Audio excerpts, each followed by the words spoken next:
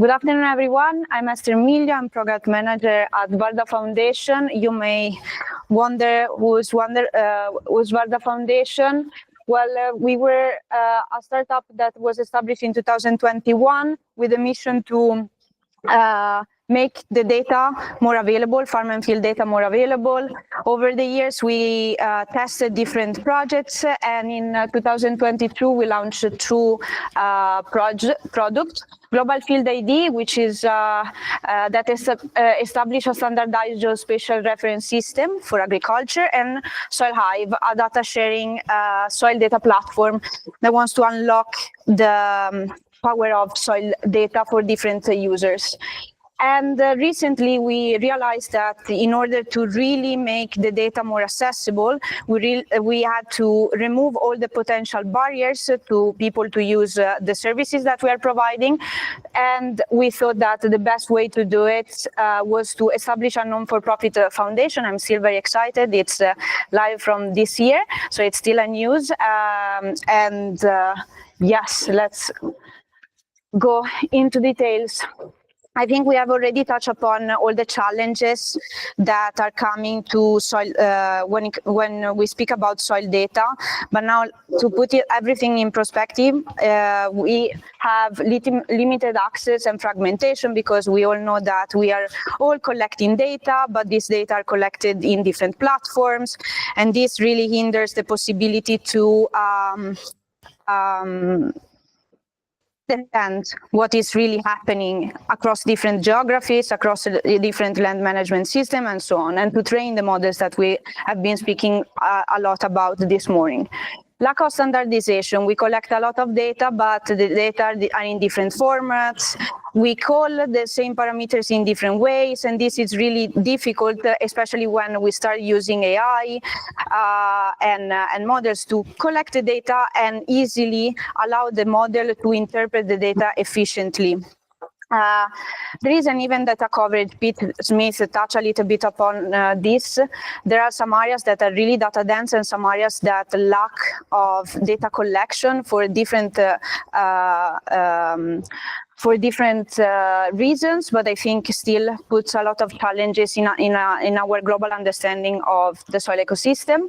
And then, of course, there are some barriers to data sharing, and this is true for public and private sector. I think in general, it's really difficult to get people to share the data, because there are a lot of limitations around privacy, around proprietary interest, about maybe even a lack of infrastructure that is collecting the data from different stakeholders. And this is why we came up with the idea of SoilHive, really try to go over these four challenges: fragmentation, lack of standardization, uneven coverage, and sharing barriers. And we built a playground for different users, simplify the discovery of soil data with a geospatial search, so understanding what data are available in that specific area. Data gap analysis, that is pointing out in which areas there are some data gaps, allowing the comparison across different data sets, and also, of course, allowing people to share the data in the way they want to share the data. So if you want to put limitation, let's put limitation, but at least make the metadata discoverable so that people know that you are holding the data and can unlock some potential collaboration opportunities. And finally, API integration, because I think it's really important for both the researchers to have the possibility to train their models more easily, having a machine-to-machine interaction, but also for the private sector that is always, well, not always, but often left out from the conversation. Okay.